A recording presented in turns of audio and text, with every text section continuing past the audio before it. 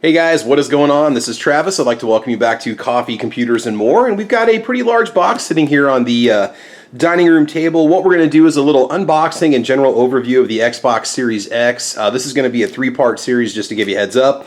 We're going to show you what to expect when you get your Series X in the mail, what's in the package, how does it compare, what's it look like compared to the outgoing Xbox. And then with part two, we'll do a little setup and show you what setup actually takes, because apparently you can use the Xbox app to set up your new Series X.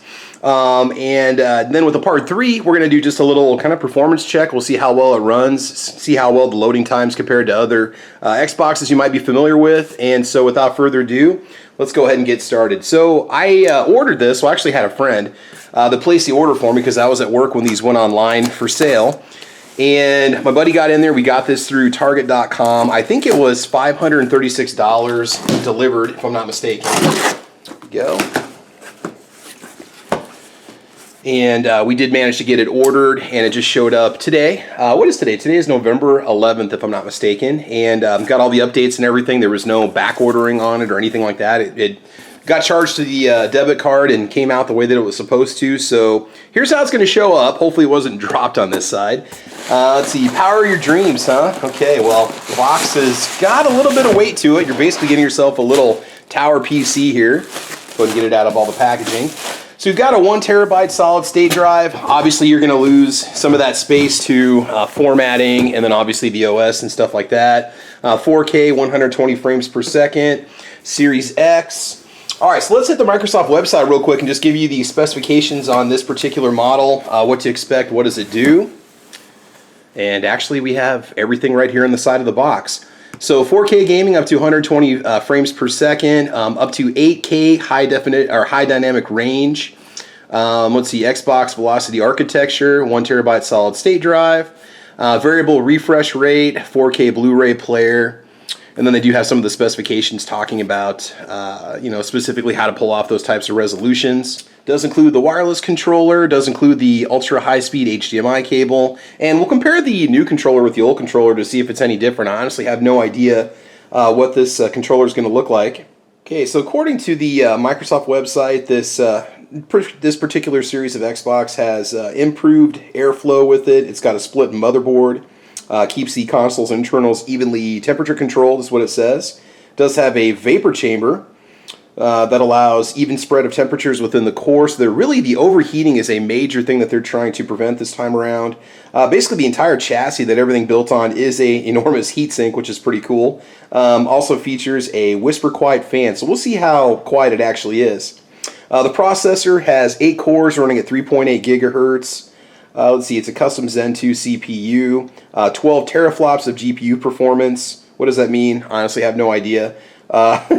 Processor has a 7 nanometer construction enhanced, 16 gigs of DDR6 RAM with 320-bit wide bus, memory bandwidth 10 gigabytes at 560 gigabytes per second, internal storage 1 terabyte custom NVMe SSD, expandable storage, support for 1 terabyte Seagate expansion card for Xbox Series, matches internal storage exactly, sold separately, support for USB 3.1, and external hard drive sold separately.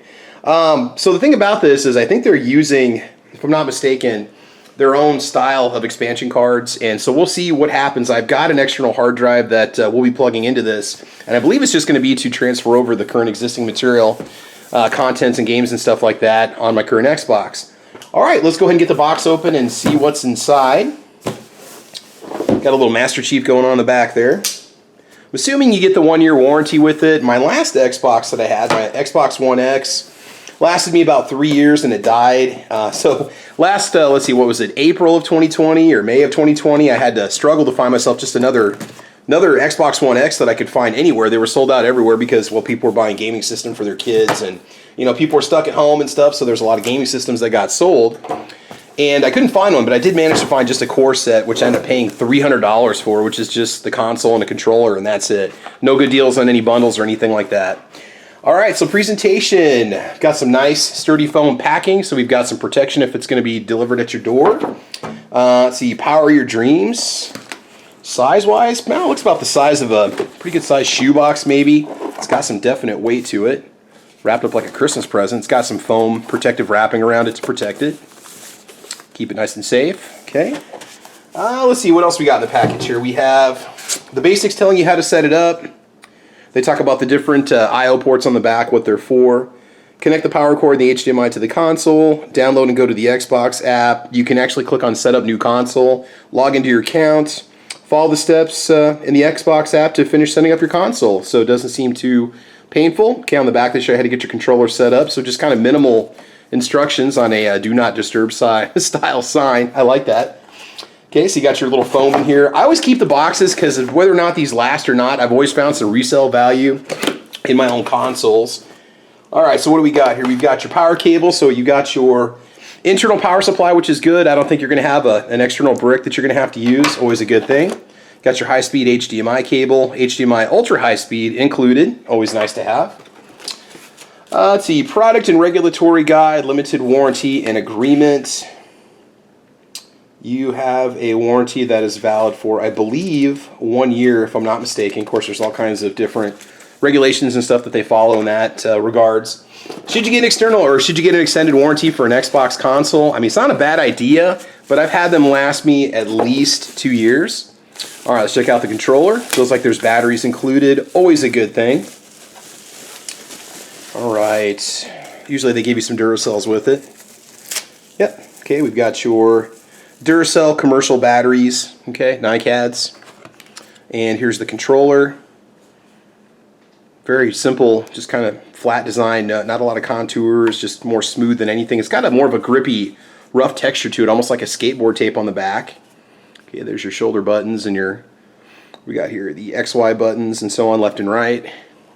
Top there. It feels okay. It's real lightweight. Okay, you got your D-pad, which has been changed a little bit now too. Slightly different ergonomics. Let's go ahead and put the batteries in.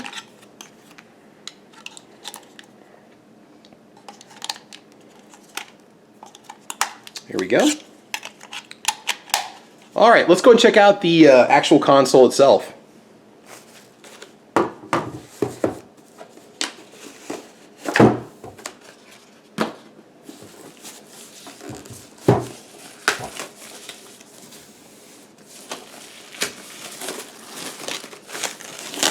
Just comes right off.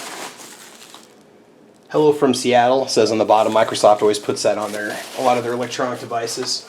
So here's the top of it. I think you can run it either on its bottom like this as you have it sitting upright or on its side. Okay, here's how it's going to look from the side. Definitely just basically shoebox size. The weight on it's not too bad. I'm going to guess it's maybe around 4 or 5 pounds. Okay, you got your disk drive, you got your button on the front there to bring your discs out. There's your matching button for your joystick controller, your USB port on the front. And on the rear, you've got your USB ports, your Ethernet connection, storage expansion. So again, that's going to be for their proprietary memory expansion units that are going to go in there, HDMI out, and power. So it is just like a little mini computer tower. And at the bottom, you've got some little rubber nubs that you can use here. And that's so if you want to set it down this way, you can. I don't know if I'm going to go upright or if I'm going to go down. Probably just put it on its side because it'll fit right in the multimedia counter if we do so. All right, let me grab my other Xbox One X and we'll just compare the two together and see how they look side by side, and then we'll begin filming part 2. Okay, so just a little side by side comparison here. This is my old Xbox controller. This is one of their custom controllers, I think. And these are, I think I paid around 50 or 60 bucks for, but you can see the difference in the design. D-pad is different. Texture is much smoother on this one.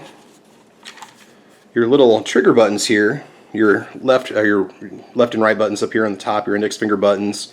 This one's got more texturing on it. This has like more of an aggressive kind of barb style on it, so it does catch the fingers really well. It's designed like that, so you have a little bit more responsive trigger play when you're using it. Here's the front. Weight on them feels about the same.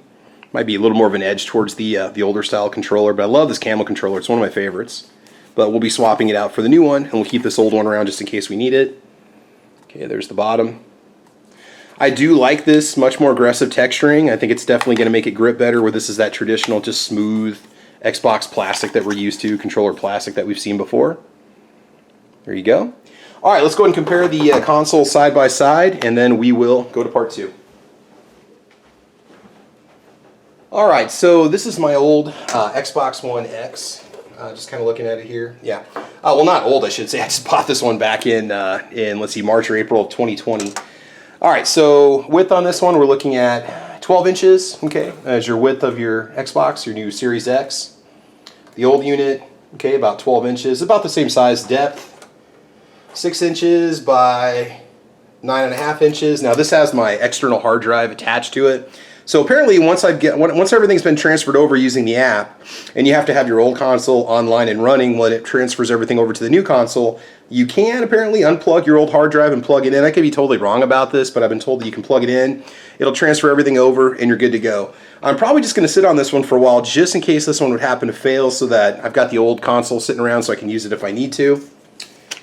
Alright, so that's going to cover basically the basics of the system. Alright, so that is my quick take, my quick part one, my general unboxing of your new Xbox Series X.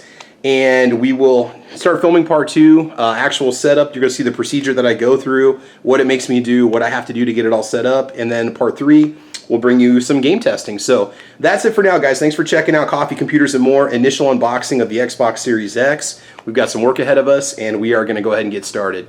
All right, thanks a lot. Bye-bye.